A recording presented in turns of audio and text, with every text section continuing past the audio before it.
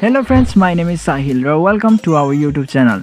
त फ्रेन्ड्स मेरो नाम हो साहिल र तपाईलाई स्वागत छ हाम्रो YouTube च्यानलमा। त फ्रेन्ड्स आजको भिडियोमा म तपाईलाई टाइमसँग रिलेटेड कतिपय सेन्टेन्सेसहरू सिकाउने छु। तपाई स्क्रिनमा पनि हेर्न सक्नुहुन्छ। त्यहाँ मैले कतिपय सेन्टेन्सेसहरूलाई लेखिदिएको छु। यी सेन्टेन्सेसहरू हेर्नुहोस्। यसलाई कसरी इङ्ग्लिशमा हामी भन्नुपर्ने त्यो आजको भिडियोमा म तपाईलाई सिकाउने छु। एन्ड यी सेन्टेन्सेसहरूलाई हामी डेली कन्भर्सेसनमा यानि कि हाम्रो दैनिक बातचितमा प्रयोग गर्ने गर्छौं। यसैले यी सबै सेन्टेन्सेसहरूलाई सिक्नलाई यस भिडियोलाई एन्ड तक हेर्नुहोस् र च्यानलमा नयाँ हुनुहुन्छ भने च्यानललाई सब्स्क्राइब गरेर अब के गर्नुपर्छ तपाईलाई थाहा नै छ। मालूम है तेरे बाप को मत सिखा चल। बेल आइकनलाई पनि क्लिक गर्नुहोस् जसद्वारा हाम्रो सबै लेटेस्ट अपडेटहरूको जानकारी तपाईँ टाइममा पाउनुहुनेछ। So without any further delay let's start the video. त फ्रेन्ड्स आउनुहोस् आजको भिडियो सुरु गरौँ र पहिलो सेन्टेन्स छ तिम्रो घडीमा कति बज्यो। अब यो सेन्टेन्सलाई हामी अर्को तरिकाले पनि भन्ने गर्छौं, सिम्पल तरिकाले कति बज्यो। तर धेरैले यसरी पनि भन्ने गर्छन् तिम्रो घडीमा कति बज्यो। पहिला यसको इंग्लिश हेरौँ। यसको इंग्लिश छ what's the time by your watch. What's the time by your watch. ओ नेक्स्ट मैले भने थिएँ कति बज्यो। यसलाई सिम्पल तरिकाले तपाईँ इंग्लिशमा भन्न सक्नुहुन्छ what time is it. What time is it means कति बज्यो। त फ्रेन्ड्स अब यसकै जवाबमा तपाईलाई भन्नु पर्यो अहिले 7:30 भयो नभए 7:30 बज्यो। 7:30 बज्यो। अब यहाँनेरि हेर्नुहोस् यो सेन्टेन्समा साढे। अब साढेको लागि के युज गर्ने इंग्लिशमा। साढेको लागि हामी इंग्लिशमा युज गर्छौं हाफ पास्ट। Half past. अब 7:30 हाफ पास्ट 7, 8:30 भयो हाफ पास्ट 8, 9:30 हाफ पास्ट 9। त भन्नु हुँदैछ कि 7:30 भयो, 7:30 बज्यो। यसको इंग्लिश हुन्छ it's half past 7। It's half past 7। त फ्रेन्ड्स आउनुहोस् यो साढे रिलेटेड अझै एउटा इक्जाम्पल लिउँ। जस्तो एउटा क्वेसन छ तिमी कति बजी उठ्छौ। तिमी कति बजी उठ्छौ। यसको इंग्लिश हुन्छ when do you wake up. When do you wake up. अब तपाईले भन्नु पर्यो यसको जवाफमा उत्तरमा म सधैँ 6:30 बजी उठ्छु, म सधैँ 5:30 बजी उठ्छु। अब मैले तपाईलाई साढेको त इंग्लिश बताएको छु। अब तपाईलाई म टाइम दिन्छु। त यसलाई तपाई बनाएर हेर्नुहोस्। सक्नुभयो? केही छैन म बनाउँदैछु। यसको इंग्लिश हुन्छ I wake up every morning at 6:30।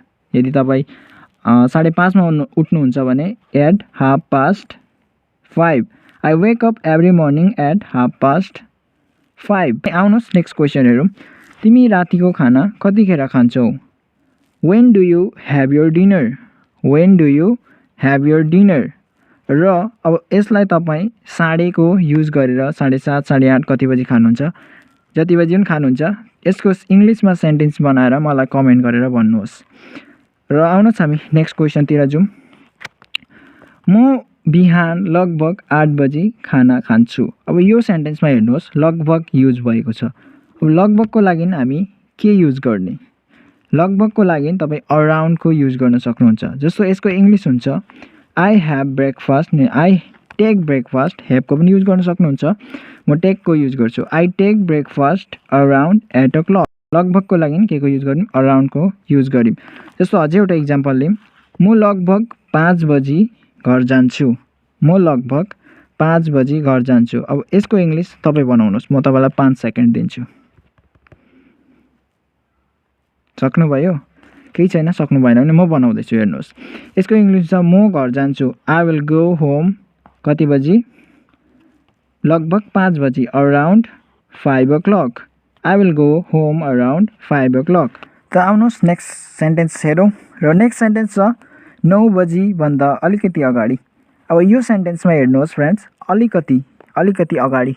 अब यस्तो सेन्टेन्सहरू पनि हामी डेली बोलचालमा युज गर्ने गर्छौँ कन्भर्सेसनमा। कतिखेर आउनु। सुरु त 9 बजीदेखिको हुन्छ। 9 बजी भन्दा अलिकति अगाडि आउँ न। 9 बजी भन्दा अलिकति अगाडि आउन। एन्ड हामी 9 बजी भन्दा अलिक अगाडि, 8 बजी भन्दा अलिक अगाडि। त्यो यो अलिकति अगाडिको इंग्लिश चाहिँ के हुन्छ। यसको इंग्लिश हुन्छ अ लिटल बिफोर। अनि जति बजी पनि तपाईँ जानुहुन्छ या केही गर्नुहुन्छ त्यो टक्क त्यहाँनेरि त्यो टाइम लेखिदिनुहोस्। जस्तो यहाँ सेन्टेन्स छ 9 बजी भन्दा अलिकति अगाडि अ लिटल बिफोर 9 o'clock। जस्तो 8 बजी भन्दा अलिकति अगाडि अ लिटल बिफोर 8 o'clock। 5 बजी भन्दा अलिक अगाडि अ लिटल बिफोर 5 o'clock। त फ्रेन्ड्स नेक्स्ट सेन्टेन्स छ मलाई 4:20 भन्दा अगाडि जानु छ।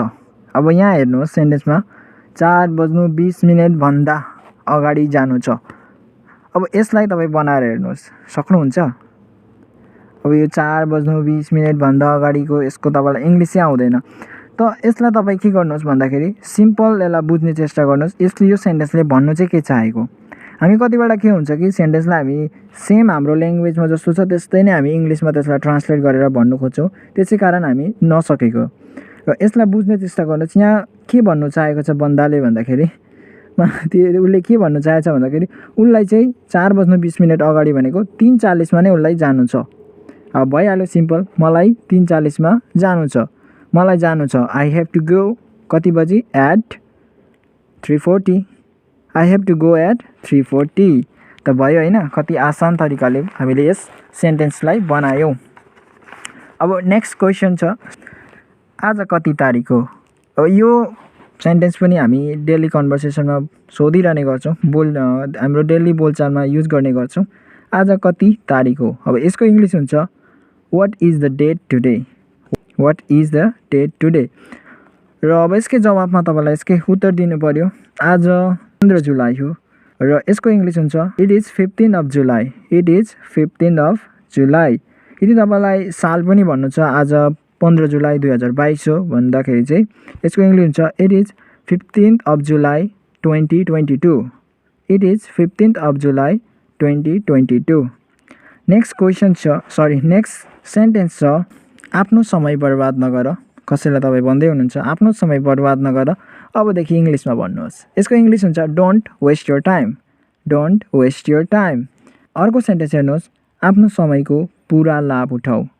हामी भन्ने गर्छौँ नि समय बर्बाद नगर, समय एकचोटि मात्रै पाउँछौ, समय बितेको समय फर्की आउँदैन, यसैले आफ्नो समयको पुरा लाभ उठाऊ। र यसको इङ्ग्लिस हुन्छ यसको इङ्ग्लिस हुन्छ make the best use of your time. Make the best use of your time. Next sentence छ अहिले उसलाई समयको महत्त्व थाहा भयो। अरे मैले उसलाई भनेको थिएँ नि समय बर्बाद नगर, समयको महत्त्व, समयको पुरा लाभ उठाऊ, र अहिले उसलाई थाहा भयो कि समयको महत्त्व कति हुन्छ। अब यसको इङ्ग्लिस हुन्छ अहिले उसलाई समयको महत्त्व थाहा भयो। अब यसलाई इङ्ग्लिसमा भन्नुहोस् now he know the importance of time. Now he knows the importance of time. आउनुहोस् नेक्स्ट सेन्टेन्स हेरौँ। समय कति छिटो बित्छ। हामी धेरैले यो सेन्टेन्स पनि हाम्रो बोलचालमा युज गर्ने गर्छौँ। समय कति छिटो बित्छ। यसको इङ्ग्लिस हुन्छ how times flies. How times flies. Next छ उठ्ने समय भइसकेको छ। अहिलेसम्म सुतेर बस्छ कोडियाहरू, घाम माथि डाँडामा उठिसक्यो छैन अहिलेसम्म सुतेर बस्छ। यस्तो होइन है, यस्तो चाहिँ यो भन्न चाहेको होइन। उठ्ने समय भइसकेको छ यानि कि बिहान भयो उठ उठ नानीहरू, हामी आमाहरूले भन्ने गर्छ नि उठ्ने समय भइसकेको छ। It's time to wake up. It's time to wake up. अब नेक्स्टमा हेर्नुहोस् तिमी ठिक समयमा आइपुगेको छौ। हामी भन्ने गर्छौँ नि अरे कोही आयो भने पाहुनाहरू हामी केही गर्न आँटेको हुन्छौँ या खानु आँटेको हुन्छौँ, झट्टै आयो अरे त्यो तपाईँ ठिक समयमा आउनुभएको छ, तर मनबाट चाहिँ हुन्छ यो खन्ने समयमा आउँछ भनेर, तर हामी भन्ने गर्छौँ तिमी ठिक समय आएपछि आऊ बस बस। र यसको इङ्ग्लिस हुन्छ बाइ द वे, यसको इङ्ग्लिस हुन्छ you came at the right time. You came at the right time. अब नेक्स्ट सेन्टेन्स हेरौँ। राम्रो दिन आउँछ। अब कसैलाई तपाईँ दुःखमा छ र तपाईँ उसलाई सान्त्वना दिनु चाहनुहुन्छ भने अब इङ्ग्लिसमा सान्त्वना दिनुहोस्। राम्रो दिन आउँछ। यसको इङ्ग्लिस हुन्छ better days will come. Better days will. Next sentence हेरौँ। के तपाईँ अलिकति समय दिनु सक्नुहुन्छ। यदि हामी कोही ठुलो व्यक्तिलाई हामी जब पर्मिसन लिन्छौँ तपाईँ आफ्नो किम्ती समय मलाई एकछिन दिनु सक्नुहुन्छ। यसको इङ्ग्लिस हुन्छ can you spare a little time. Can you spare a little time. र क्यान भन्दा यहाँ मेको युज गर्नुभयो भने झन् तपाईँ रेस्पेक्ट दिएर भने जस्तो हुन्छ, भनेको हुन्छ may you spare a little time. May you spare a little time. र अब लास्टको सेन्टेन्सलाई चाहिँ म तपाईँलाई मोटिभेसन पाराले भन्ने छु। म समय हुँ।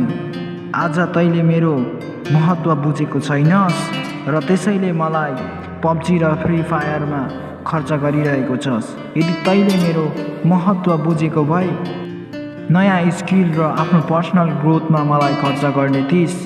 तर याद गर एक दिन त्यो दिन आउँछ र तँ मलाई पुकार्ने छस् र भन्ने छस् काश मेरोमा समय भएको भए म त्यो काम गर्ने थिएँ, काश मेरोमा समय भएको भए म पढ्ने थिएँ। तर त्यतिखेर म तँलाई भनेको छु बितेको समय फेरि कहिले हात आउँदैन। के तैँले पढेनस् इङ्ग्लिस सिक्दाखेरि? Time once lost can never be regained. त फ्रेन्ड्स आजको भिडियो कस्तो लाग्यो? यदि तपाईँको निम्ति हेल्पफुल थियो भने प्लिज लाइक सेयर सब्सक्राइब गरिदिनुहोस् र मेरो मोटिभेसन स्पिच कस्तो लाग्यो त्यसको लागि कमेन्ट गरेर भन्नुहोस् हो।